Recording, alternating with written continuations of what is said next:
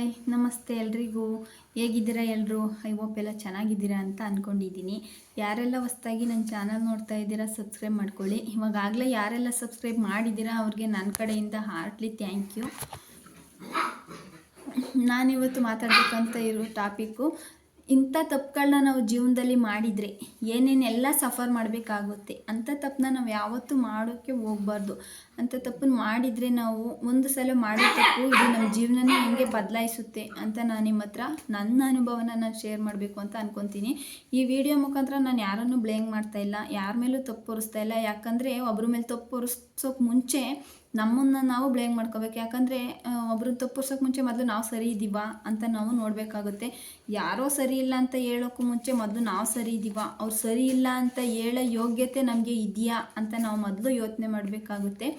ಹಂಗೇ ಮುಖ್ಯವಾಗಿ ಹೆಣ್ಮಕ್ಳಲ್ಲಿ ನಾನು ಕೇಳ್ಕೊಳ್ಳೋದಿಷ್ಟೇ, ಯಾವಾಗಲೂ ಹೇಳ್ತೀನಿ, ಯಾರೊಬ್ಬರೂ ಸಹಾಯ ಕೇಳೋಕ್ಕೆ ಹೋಗಬಾರ್ದು. ಸಹಾಯ ಕೇಳ್ದಲೇ ಇರೋ ಥರ ಸ್ವಾಭಿಮಾನದಿಂದ ಬದುಕೋ ಅಂಥ ಛಲ ನಮ್ಮಲ್ಲಿರುತ್ತೆ. ಆ ಛಲದಿಂದ ನಾವು ಬದುಕಬೇಕು. ಏನೇ ಪ್ರಾಬ್ಲಮ್ ಬರಲಿ, ಏನೇ ಸಮಸ್ಯೆ ಬರಲಿ, ಎಲ್ಪ್ ಕೇಳಬೇಕು. ಎಲ್ಪ್ ಕೇಳಿ ಮಾಡ್ತಾಯಿದ್ದಾರೆ ಅಂದರೆ ಅವ್ರು ನಮಗೆ ಎಲ್ಪ್ ಮಾಡ್ತಾಯಿದ್ದಾರೆ ಅಂದರೆ ಅವ್ರ ಮನಸ್ಸಲ್ಲಿ ಏನು ಉದ್ದೇಶ ಇರ್ಬೋದು ಅನ್ನೋದನ್ನು ನಾವು ಮೊದಲು ತಿಳ್ಕೊಬೇಕಾಗುತ್ತೆ. ಇಲ್ಲ ಅಂದರೆ ದುಡ್ಡನ್ನ ಮುಂದಿಡ್ಕೊಂಡು ನಮ್ಮನ್ನು ಬೇಕಾಗಿದ್ದ ಥರ ಯೂಸ್ ಮಾಡ್ಕೊಳ್ಳೋಂಥ ಜನ ತುಂಬ ಅಂದರೆ ತುಂಬಾ ಇದ್ದಾರೆ. ಪ್ರಪಂಚದಲ್ಲಿ ತುಂಬ ಅಂದರೆ ತುಂಬ ಜನನ ನಾನು ನೋಡ್ಬಿಟ್ಟಿದ್ದೀನಿ.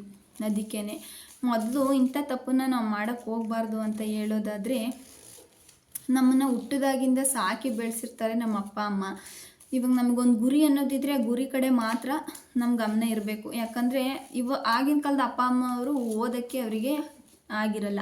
ಯಾಕಂದರೆ ಅವ್ರು ಅಂಥ ಕಷ್ಟಗಳನ್ನೇ ಪ್ರಾಬ್ಲಮ್ಸ್ನ ಫೇಸ್ ಮಾಡಿರ್ತಾರೆ. ಆದರೆ ಅವ್ರಿಗಿರೋ ಮನೋಭಾವ ಏನಿರುತ್ತೆ ಅಂದರೆ, ನಾವಂತೂ ಓದಲಿಲ್ಲ, ನಮ್ಮ ಮಕ್ಕಳಾದರೂ ಓದಿ ಅವ್ರ ಕಾಲ ಮೇಲೆ ಅವ್ರು ನಿಂತ್ಕೊಳ್ಳಿ ಅನ್ನೋ ಮನೋಭಾವದಿಂದ ನಮ್ಮನ್ನು ಓದಿಸ್ತಾ ಇರ್ತಾರೆ. ಓದೋ ಟೈಮಲ್ಲಿ ನಾವು ಓದಿನ ಕಡೆ ಅಷ್ಟೇ ಗಮನನ ಕೊಡಬೇಕಾಗುತ್ತೆ. ಯಾಕಂದರೆ ನಮ್ಮ ಗುರಿ ಏನಿದೆಯೋ ಅದ್ರ ಕಡೆ ಅಷ್ಟೇ ನಮ್ಮ ಮೈಂಡ್ ಸೆಟ್ ಇರಬೇಕಾಗುತ್ತೆ. ಓದಬೇಕು, ನಮ್ಮ ಅಪ್ಪ ಅಮ್ಮನ ಹೆಸರನ್ನ ನಾವು ಉಳಿಸ್ಬೇಕು ಅನ್ನೋದಷ್ಟೇ ನಮ್ಮ ಮೈಂಡಲ್ಲಿ ಇರಬೇಕು. ಓದಿನ ಕಡೆ ಇವಾಗ ಎಕ್ಸ್ಪೆಷಲಿ ಹೆಣ್ಮಕ್ಳಿಗೆ ಹೇಳಬೇಕು ಅಂದರೆ, 20 ವರ್ಷದಿಂದ ಬೆಳೆಸಿ ನಮ್ಮನ್ನು ದೊಡ್ಡವ್ರು ಮಾಡಿರೋ ಅಪ್ಪ ಅಮ್ಮನಕ್ಕಿಂತ ಮುದ್ದೆ ಯಾರೋ ಬಂದು ನೀನು ಇಷ್ಟ ಅಂದ ತಕ್ಷಣ ಅವ್ರಿಗೆ ಬೆರಗಾಗ್ತೀವಿ. ಅದರಲ್ಲಿ ನಾನು ಒಬ್ಳು ಹೇಳೋಕ್ಕೆ ಇಷ್ಟಪಡ್ತೀನಿ. ಬೆರಗಾಗ್ತೀವಿ. ಆ ಥರ ಯಾರು ಬೆರಗಾಗೋಕ್ಕೆ ಹೋಗಬಾರ್ದು. ಯಾಕಂದರೆ ನಮ್ಮ ಅಪ್ಪ ಅಮ್ಮ ಏನು ಕಷ್ಟಪಟ್ಟಿರ್ತಾರೆ, ಯಾವ ಥರ ಕಷ್ಟಪಟ್ಟು ನಮ್ಮನ್ನು ಬೆಳೆಸಿರ್ತಾರೆ ಅನ್ನೋದು ನಮಗೆ ಮಾತ್ರ ಗೊತ್ತಿರುತ್ತೆ. ಯಾವತ್ತೂ ಅವ್ರ ಗೌರವಕ್ಕೆ, ಅವ್ರ ಮರ್ಯಾದೆಗೆ ಧಕ್ಕೆ ತರೋಂಥ ಕೆಲಸನ ನಾವು ಮಾಡಬಾರ್ದು. ಯಾರೋ ಬಂದು ನಾವು ಇಷ್ಟ ಅಂತ ಹೇಳಿದ ತಕ್ಷಣ ನಮ್ಮ ಜೀವನ ಪೂರ್ತಿ ನಮ್ಮನ್ನು ಇಷ್ಟು ಚಿಕ್ಕ ಹುಟ್ಟಿದಾಗಿಂದ ನಮ್ಮನ್ನು 18-20 ವರ್ಷವರೆಗೂ ಸಾಕಬೇಕು ಅಂದರೆ ಅವರು ಅಷ್ಟೇ ಶ್ರಮ, ಅಷ್ಟೇ ಕಷ್ಟಪಟ್ಟಿರ್ತಾರೆ ಅನ್ನೋದು ನಮ್ಮ ಮನಸ್ಸಲ್ಲಿ ಇರಬೇಕು. ಅವ್ರ ಮರ್ಯಾದೆಗೆ ಧಕ್ಕೆ ಥರ ಅಂತ ಕೆಲಸ ಮಾಡಬಾರ್ದು. ಯಾರೋ ಇಷ್ಟ ಅಂತ ಹೇಳಿದ ತಕ್ಷಣ ಅದೆಲ್ಲ ಕೇವಲ ಆಕರ್ಷಣೆ ಆಗಿರುತ್ತೆ ಹೊರತು ನಮ್ಮ ಜೀವನ ಪೂರ್ತಿ ನಮ್ಮ ಅಪ್ಪ ಅಮ್ಮನ ಥರ ಯಾರೂ ಚೆನ್ನಾಗಿ ನೋಡ್ಕೊಳ್ಳೋಕ್ಕೆ ನಮ್ಮನ್ನು ಸಾಧ್ಯನೇ ಇಲ್ಲ. ಯಾಕಂದರೆ ಅಪ್ಪ ಅಮ್ಮನ ಪ್ರೀತಿ ಬಿಟ್ಟು ಇನ್ಯಾವುದೇ ಪ್ರೀತಿ ಕೂಡ ಎಲ್ಲ ಸ್ವಾರ್ಥ ಅಷ್ಟೇ ಇರುತ್ತೆ. ಮತ್ತು ಅವ್ರಿಗೆ ಬೇಕಾದಂಗೆ ಬಳಸ್ಕೊಳ್ಳೋ ಮನಸ್ಸಿರುತ್ತೆ. ಆದರೆ ಯಾವುದೇ ಸ್ವಾರ್ಥ ಇಲ್ಲದೆ ನಾವೇನೇ ತಪ್ಪು ಮಾಡಿದರೂ ಅದನ್ನು ಕ್ಷಮಿಸಿ ಮತ್ತೆ ನಮ್ಮನ್ನು ಸರಿದಾರಿಗೆ ತಂದು ನಮ್ಮನ್ನು ಒಂದು ಹಂತ ಸೇರಿಸಿರೋದು ನಮ್ಮ ಅಪ್ಪ ಅಮ್ಮ ಮಾತ್ರ. ಅಪ್ಪ ಅಮ್ಮನ ಪ್ರೀತಿ ಬಿಟ್ಟು ಇನ್ಯಾವುದೇ ಪ್ರೀತಿ ಕೂಡ ಶಾಶ್ವತನೂ ಅಲ್ಲ, ಅದು ನಿಜವಾಗ್ಲೂ ಸ್ವಾರ್ಥ ಇಲ್ದಿರೋ ಪ್ರೀತಿ ಕೂಡ ಆಗಿರಲ್ಲ. ಯಾರೋ ಬಂದು ನಮ್ಮ ಜೀವನ ಇಷ್ಟ ಅಂತ ಹೇಳ್ತಾರೆ, ಅವರು ಪ್ರೀತಿಗೆ ಬೆರಗಾಗ್ತೀವಿ. ಅಲ್ಲಿ ಚಿಕ್ಕಂದಿಂದ ಬೆಳೆಸಿ ಬಂದ ನಮ್ಮ ಅಪ್ಪ ಅಮ್ಮನ ಪ್ರೀತಿಗೆ ಬೆಲೆನೇ ಕೊಡಲ್ಲ. ಅಪ್ಪ ಅಮ್ಮ ಸಂಬಂಧ, ಮಾನ ಮರ್ಯಾದೆ ಎಲ್ಲನೂ ಬಿಟ್ಟು ಅವ್ರ ಜೊತೆ ಅವ್ರು ನಮ್ಮ ಜೀವನನೇನೋ ಬೆಳೆಸ್ತಾರೆ ಅನ್ನೋ ಥರ ಹೋಗ್ಬಿಡ್ತೀವಿ. ಆ ಥರ ಯಾರು ಹೋಗೋಕ್ಕೆ ಹೋಗಬೇಡಿ. ಹೋದ್ಮೇಲೆ ಗೊತ್ತಾಗುತ್ತೆ ರಿಯಲ್ ಲೈಫ್ ಅಂದರೆ ಏನು ಅಂತ ಅವಾಗ ತೋರಿಸ್ತಾರೆ. ಅಲ್ಲಿವರೆಗೂ ಬದಲಾಗದೇ ಇರೋ ಜನ ಆಮೇಲೆ ಬದಲಾಗ್ತಾರೆ. ಹೆಣ್ಮಕ್ಳು ಕತ್ತಿಗೆ ತಾಳಿ ಕಟ್ಟೋವರೆಗೂ ಇದ್ದಿದ್ದ ಮನಸ್ಸು ಕಟ್ಟಿದ ಮೇಲೆ ಒಂದು ಮನಸ್ಸು ಬದಲಾಗುವಂಥ ಜನಗಳು ತುಂಬ ಅಂದರೆ ತುಂಬ ಜನ ಇರ್ತಾರೆ. ಯಾಕಂದರೆ ಅವ್ರಿಗೆ ನಾವು ಏನು ಅನ್ಯಾಯ ಮಾಡಿರ್ತೀವೋ ಗೊತ್ತಿಲ್ಲ, ಆದರೂ ನಮ್ಮ ಲೈಫಲ್ಲಿ ನಿಜವಾಗ್ಲೂ ದೊಡ್ಡ ಹುಡುಗಾಟನೇ ಆಡಿಬಿಡ್ತಾರೆ. ಅದಕ್ಕೆ ಮುಂಚೆ ನಾವು ಒಂದಲ್ಲ ನೂರಲ್ಲ 1000 ಸಲ ಯೋಚನೆ ಮಾಡಬೇಕು. ಯಾವತ್ತೂ ಒಂದು ಕ್ಷಣದಲ್ಲಿ ಜೀವನ ಬದಲಾಗಲ್ಲ. ನಾವು ಒಂದು ಕ್ಷಣದಲ್ಲಿ ತಗೊಳ್ಳೋ ನಿರ್ಧಾರ ಇದೆಯಲ್ಲ, ಅದು ನಮ್ಮ ಜೀವನನೇ ಬದಲಾಯಿಸಿಬಿಡುತ್ತೆ. ಹಾಗಾಗಿ ನಾವು ಒಂದು ನಿರ್ಧಾರ ಮಾಡ್ತೀವಿ ಅಂದರೆ ಅದು ಸರಿನಾ, ಒಂದು ತೂಕ ಇದೆಯಾ ಅಂತ ನಾವು ಯೋಚನೆ ಮಾಡಬೇಕಾಗುತ್ತೆ.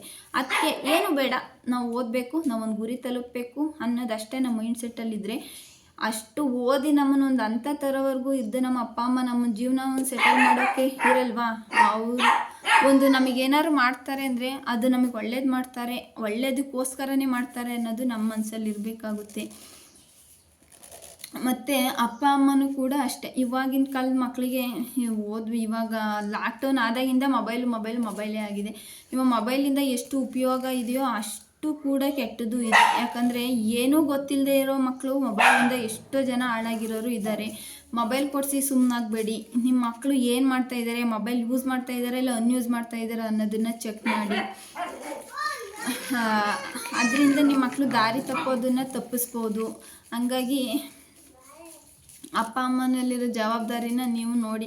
ಅಂದರೆ ಮಕ್ಕಳ ಮುಂದೆ ಯಾವುದೇ ಕಾರಣಕ್ಕೂ ಚಿಕ್ಕಂದಿನಿಂದಲೇ ಅವನಿಗೆ ಮದುವೆ ಮಾಡ್ತೀವಿ, ನಿನಗೆ ಮದುವೆ ಮಾಡ್ತೀವಿ ಅನ್ನೋದನ್ನು ಮಕ್ಕಳ ಮುಂದೆನೂ ಮಾತಾಡೋಕ್ಕೆ ಹೋಗ್ಬೇಡಿ. ಯಾಕಂದರೆ ಮಕ್ಕಳು ಒಂಥರ ಹಾಳೆ ಥರ. ಆ ಹಾಳೆ ಮೇಲೆ ನಾವು ಏನು ಬರಿತೀವಿ ಅದನ್ನೇ ನಿಜ ಅಂತ ಅಂದ್ಕೊಂಡ್ಬಿಡ್ತಾರೆ ಮಕ್ಕಳು. ಯಾಕಂದರೆ ಕೆಲವೊಬ್ರು ಅಪ್ಪ ಅಮ್ಮ ಆ ಥರ ಮಾಡ್ತಾರೆ. ಆ ಥರ ಮಾಡೋದಕ್ಕೆ ಹೋಗಬೇಡಿ. ಯಾಕಂದರೆ ಮಕ್ಕಳಲ್ಲಿ ನೀವು ತುಂಬಬೇಕಿರೋದು ನೋಡಿ, ಅವ್ರಿಗೆ ಕಷ್ಟದ ಜೀವನ ಏನು ಅಂತ ತೋರಿಸ್ಕೊಡಿ. ಮಕ್ಕಳಿಗೆ ಆಸ್ತಿ ಮಾಡಲಿಲ್ಲ ಅಂದರೂ ಪರವಾಗಿಲ್ಲ, ಮಕ್ಕಳನ್ನೇ ಆಸ್ತಿಯನ್ನಾಗಿ ಮಾಡಿ ಕಷ್ಟದ ಜೀವನ ಅಂದರೆ ಏನು ಅಂತ ತೋರಿಸ್ಕೊಡಿ. ಈ ಮಕ್ಕಳು ಏನು ಕೇಳಿದರೂ ಕೊಡಿಸೋ ತಪ್ಪು ಅಂತಲ್ಲ, ಆದರೆ ಕಷ್ಟದ ಜೀವನ ಅಂದರೆ ಏನು ಅಂತ ಅವರಿಗೆ ಹೇಳಿ. ಕಷ್ಟ ಅಂದರೆ ಏನು ಅಂತ ತೋರಿಸಿ ಬೆಳೆಸಿ. ನಾವು ಕೂಡ ಹಂಗೆ ಬೆಳೆಸ್ಬೇಕು. ನಾವು ಕೂಡ ಹಂಗೆ ಬೆಳೆಸ್ತೀನಿ ಕೂಡ. ಅದಕ್ಕೆ ಆ ಥರ ಬೆಳೆಸಿ ಮಕ್ಕಳನ್ನ. ಅದರಲ್ಲೂ ಹೆಣ್ಮಕ್ಳು ಯಾವುದೇ ಕಾರಣಕ್ಕೂ ಏನು ತಪ್ಪನ್ನು ಮಾಡೋಕ್ಕೆ ಹೋಗಬೇಡಿ.